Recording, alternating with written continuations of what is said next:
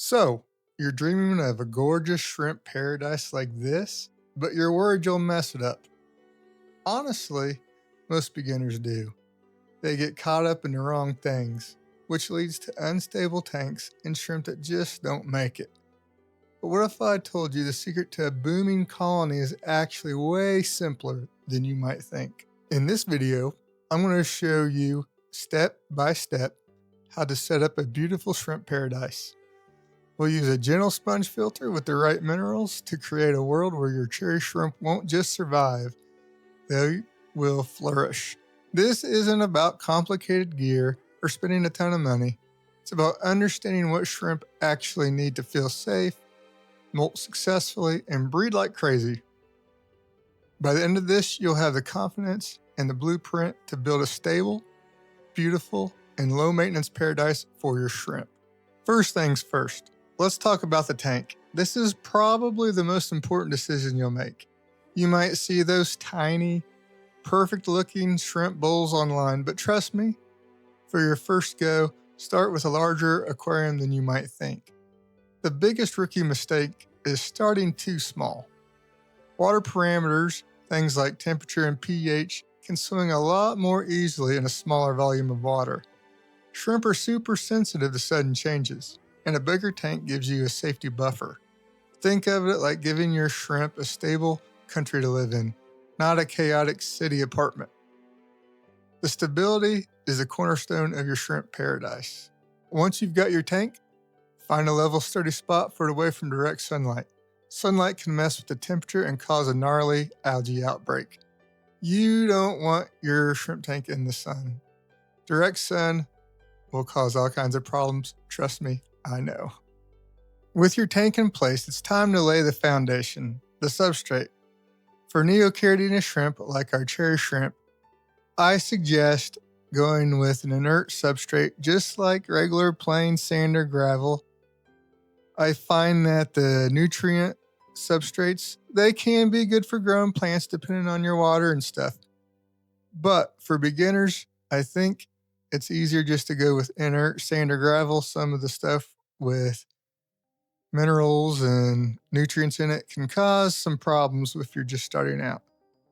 So I suggest a simple coarse black aquarium gravel or sand. The dark color will make your colorful shrimp pop. And because it's inert, it won't mess with your water chemistry, giving you total control. Whatever you pick, prepping it is key. You've got to rinse it and rinse it well. Put the substrate in a bucket, run water over it, and stir it around until the water runs clear. This gets rid of all the fine dust that would otherwise cloud your tank for days. Spread a 1 to 2 inch layer across the bottom. This gives a good home to bacteria and anchors your plants and creates a huge surface for something we'll talk about later, and that is biofilm. Okay, this is where a lot of beginners get tripped up, but it's a huge secret to success. For a shrimp tank paradise, one of the best choices is a simple, air-powered sponge filter. Here's why.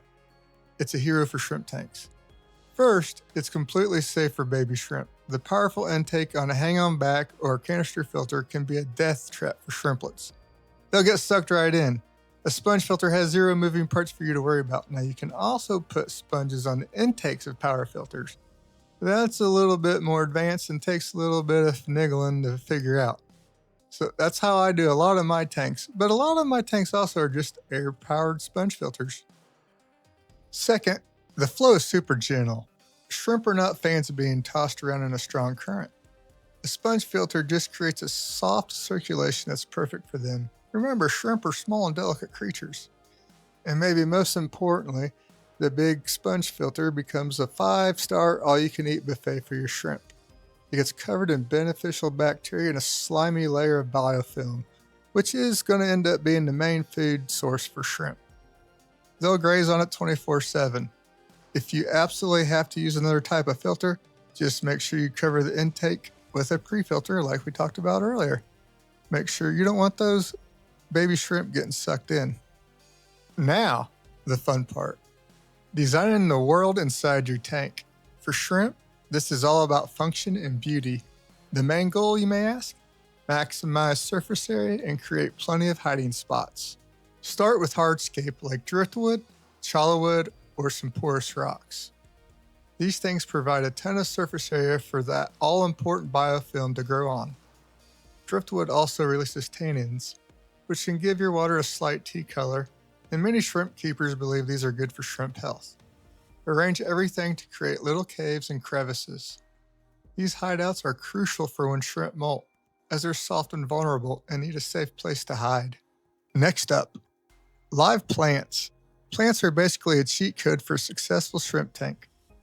They add more grazing surfaces, provide shelter, and help keep the water clean by using up nitrates. You don't need a fancy high-tech setup.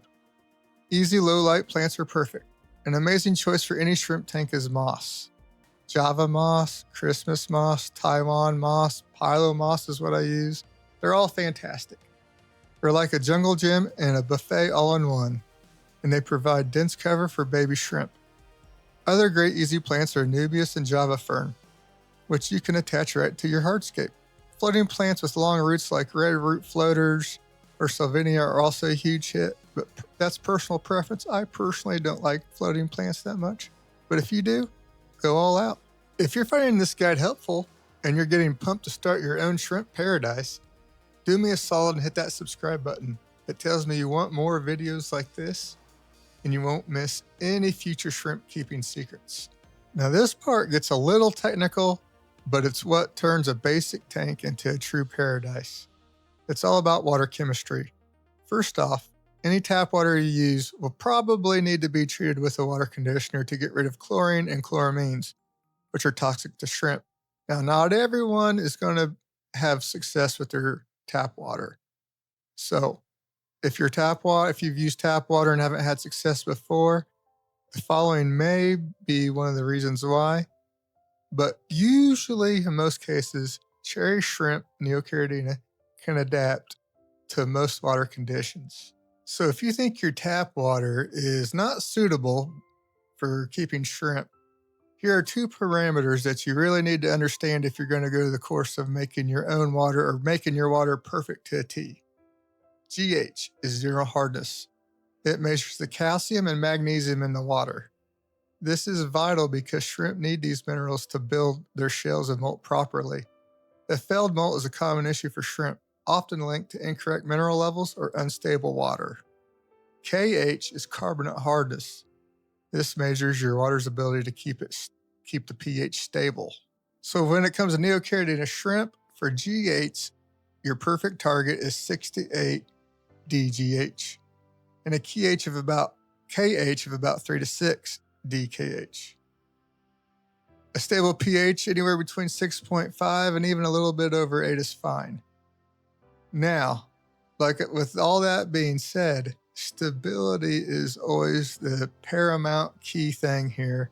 So if your numbers are not perfect, don't go chasing them. You'll get yourself in way more trouble than ever. I'm only covering this because some people need to make their own water and their tap water just isn't suitable. But most people, your tap water is going to be just fine with a water conditioner to detoxify. Stability is far, far more important than having the exact perfect parameters. For temperature, cherry shrimp are pretty tough and do fine at room temp. But a small heater keeping things stable in the low to mid 70s Fahrenheit is ideal for happy and breeding shrimp.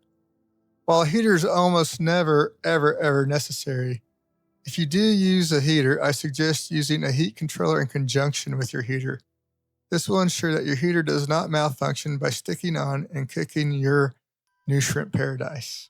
You've built a tank, but, and I cannot stress this enough, you cannot add shrimp yet. Putting them in now is the number one mistake beginners make. First, you have to cycle the tank.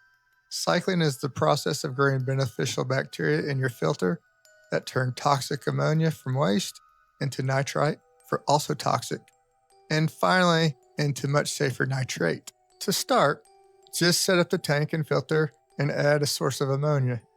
You can do this by ghost feeding, which is dropping a pinch of food every couple of days, or even better way is to use bottled ammonia. This process usually takes 4 to 8 weeks, but you can speed it up by using seeded filter media from an already established healthy tank.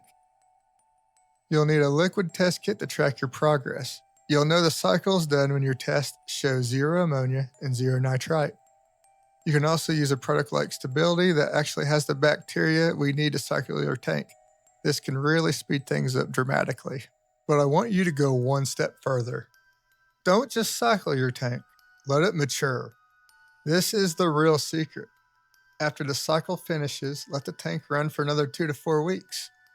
During this time, that amazing biofilm and all the microscopic goodies that shrimp love to eat will start growing on every surface. When you see a light dosing of algae and that slimy film, your tank is ready. Your shrimp will have a buffet waiting for them from the moment they move in. Finally, at last, the big day is here. It's time to add your shrimp. Start with a group of at least 10 to 20. This makes them feel more secure and gives you a good shot at getting both males and females for breeding, and also more shrimp multiply quicker and make more babies. So throughout my years of shrimp keeping, the whole point of shrimp keeping is to keep water stable. So you do not just dump shrimp in their bag into the water. The shock from different water parameters can be deadly. You have to acclimate them slowly, and the best way is drip acclimation. Put the shrimp and their water into a small container. Then, using a piece of airline tubing, start a very slow siphon from your main tank, dripping water into their container at just a few drips per second. Let this go for an hour or two until the water in the container has at least doubled. This gives the shrimp time to adjust. Finally, net the shrimp out, leaving the old bag and water behind, and release them into the new home. Now, to even do this better, you can have a TDS meter check the TDS of the water that they come in, and then drip acclimate, drip water in, drip water in. You may even have to take some of the water out that you've dripped in along with their shipping water until you get the TDS exactly the same. This will make it perfect. Once your shrimp are in their mature tank, your job gets really easy. Most of their food will come from biofilm and algae they graze on constantly.